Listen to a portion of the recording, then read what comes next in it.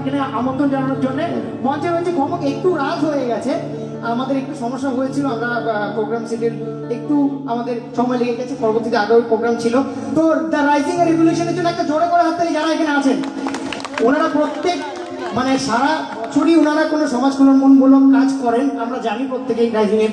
তো এবছর আমরা অনেকভাবে কৃতজ্ঞ, অনেকভাবে ধন্যবাদ রাইজিংকে যে আমাদের এখানে এভাবে আমন্ত্রণ জানিয়েছিল। দীপান ভাই আমাকে ফোন করেছিল, তো খুব ভালো লাগছে।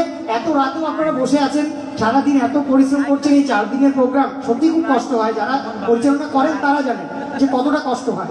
তো খুব ভালো লাগছে, খুব ভালো লাগছে। চলুন তাহলে নেক্সট আমি আর আপনাদের কাছে একবার হাতে তালি চেয়ে নেবো, সেটা আমি জানি হয়তো কষ্ট হবে। আমার পেছনে যারা বাজাচ্ছে, এই যে রাজেশ, হ্যাঁ এই ছেলেটি কিছুদিন আগে মাধ্যমিক পরীক্ষা দিয়েছে, তো ওর এত ভালো ন্যাক, খুব সুন্দর বাজাচ্ছে, একটু আশীর্বাদ করবেন।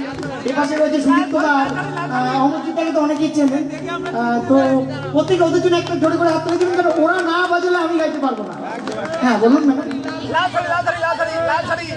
লাল শাড়ি লাল শাড়ি।